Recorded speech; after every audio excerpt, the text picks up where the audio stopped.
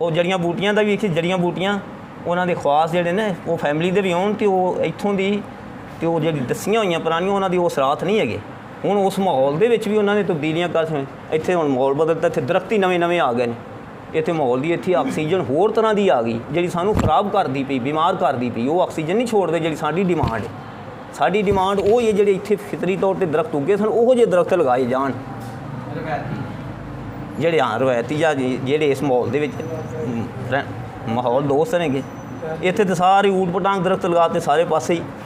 ਸਾਰੇ ਕੋਨੋਗ੍ਰਾਫ ਦਾ ਜਿਹੜਾ ਦਰਖਤ ਦੇ ਬਾਰੇ ਥੋੜਾ ਫਰਮਾ ਦਿਓ ਕਿਉਂਕਿ ਇਹਨਾਂ ਦੇ ਕੋਈ ਜਾਨਵਰ ਵੀ ਨਹੀਂ ਬਹਿੰਦਾ ਹੈਗਾ। ਸਾਰਿਆਂ ਦੇ ਨਹੀਂ ਬਹਿੰਦੇ ਹੈਗੇ। ਮੈਨੂੰ ਇਹ ਦਰਖਤਾਂ ਮੈਂ ਤਾਂ ਮਜਮੂਈ ਤੌਰ 'ਤੇ ਕਹਿੰਦਾ ਮੈਂ ਦਰਖਤਾਂ ਦੇ ਬਾਰੇ ਇਲਮ ਨਹੀਂ ਬੇਟੇ ਰੱਖਦਾ, ਮੈਂ ਮਜਮੂਈ ਤੌਰ 'ਤੇ ਕਹਿ ਰਿਹਾ ਨਾ ਇਹ ਦਰਖਤ ਜਿੰਨੇ ਹੈ ਨਾ ਸਾਰੇ ਲਗਾ ਰਹੇ ਨੇਗੇ ਇਹ ਸਾਰੇ ਜਿਹੜੇ ਬੇਕਾਰ ਲਗਾ ਰਹੇ ਨੇਗੇ, ਇਸ ਮਾਹੌਲ ਦੀ ਦੋਸਤ ਹੀ ਨਹੀਂ ਹੈਗੀ। ਸਰ ਸਫੈਦੇ ਦੇ ਬਾਰੇ ਕਹਿੰਦੇ ਨੇ ਕਿ ਰੋਜ਼ਾਨਾ ਮਨਾਂ ਦੇ ਹਿਸਾਬ ਨਾਲ ਪਾਣੀ ਪੀਂਦਾ ਹੈ, ਇਹ ਕਾਫਰ ਦੀ ਅੰਗਰੇਜ਼ ਦੀ ਸਾਜ਼ਿਸ਼ ਹੈ, ਕਿਆ ਦਰੁਸਤ ਹੈ?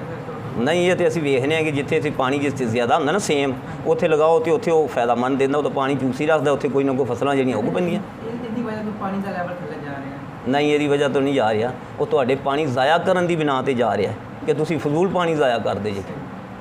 ਅੰਨੇ ਵਾਹ ਤੁਸੀਂ ਮੋਟਰਾਂ ਚਲਾਈਆਂ, ਮੈਂ ਆਪ ਦਿਹਾਤਾਂ 'ਚ ਰਹਿੰਦੇ ਮੋਟਰ ਚੱਲਦੀ ਜਾ ਰਹੀ ਹੈ, ਉਹ ਪਾਣੀ ਜਨਾਬ ਬਸ ਉਹ ਟੈਂਕੀ ਕਿਉਂ ਨਹੀਂ ਭੋਰਾ ਲਾ ਭਰ ਕੇ ਕਿਉਂ ਨਹੀਂ ਲਾਉਂਦੇ? ਲੋਕੀ ਮਸ਼ਕੀਜ਼ਾ ਭਰ ਕੇ ਲਿਆ ਕੇ ਪਾਣੀ ਇਸਤੇਮਾਲ ਕਰਦੇ, ਉਹਦੇ ਨਾਲ ਨਹਾਉਂਦੇ ਵੀ ਨੇ, ਕੱਪੜੇ ਵੀ ਧੋਂਦੇ ਹੋਣਗੇ। ਇੱਕ ਮਸ਼ਕੀਜ਼ੇ ਨਾਲ ਦੋ ਮਸ਼ਕੀਜ਼ਾ ਮੈਂ ਖੁਦ ਵੇਖਿਆ, ਸਾਡੇ ਮਸ਼ਕੀਜ਼ਾ ਜਿਹੜਾ ਨਾ ਸੱਕਾ ਮਸ਼ਕੀਜ਼ਾ ਭਰ ਕੇ ਲਿਆ ਕੇ ਦੇਣਾ, ਘੜਾ ਭਰ ਜਾਂਦਾ ਸੀ, ਉਹ ਅਸੀਂ ਸਾਰਾ ਦਿਨ ਅੰਮਾਂ ਨੇ ਇਸਤੇਮਾਲ ਕਰਨਾ, ਉੱਥੋਂ ਪੀਣਾ ਵੀ ਅਸੀਂ ਸਾਰਾ, ਅਤੇ ਕੱਪੜੇ ਧੋਣੇ ਆ। ਅਤੇ ਫਿਰ ਖਾਲ ਹੁੰਦੇ ਸਨ, ਨਹਿਰ ਦਾ ਖਾਲ ਹੁੰਦਾ ਸੀ, ਉੱਥੋਂ ਸਾਡਾ ਹਾਂਡੀ ਜਿਹੜੀ ਜ਼ਮੀਨ ਦੇ ਪਾਣੀ ਨਾਲ ਨਹੀਂ ਸੀ ਪੱਕਦੀ। ਫੈਸਲਾਬਾਦ ਦਾ ਇਲਾਕਾ ਨਮਕੀਨ ਪਾਣੀ ਸੀ, ਉਹ ਪਾਣੀ ਅਸੀਂ ਨਹਿਰ ਦਾ ਲਿਆਉਣਾ, ਖਾਲ ਦਾ ਲਿਆਉਣਾ। ਹਾਲਾਂਕਿ ਖਾਲ ਦਾ ਪਾਣੀ ਨਹਿਰ ਦਾ ਪਾਣੀ ਗੰਦਾ ਹੁੰਦਾ, ਉਹਦੇ ਨਾਲ ਹਾਂਡੀ ਉਹਦੇ ਨਾਲ ਪੱਕਦੀ ਸੀ। ਕੁਦਰਤ ਦੇ ਨਿਜ਼ਾਮ ਜਿਹੜੇ ਉਹ ਵੱਖਰੇ ਬਣੇ, ਉਹਨਾਂ ਨੂੰ ਫਾਲੋ ਕਰਨਾ ਪਏਗਾ।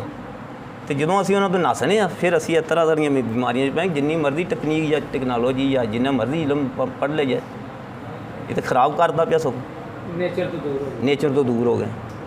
ਹਾਂਜੀ।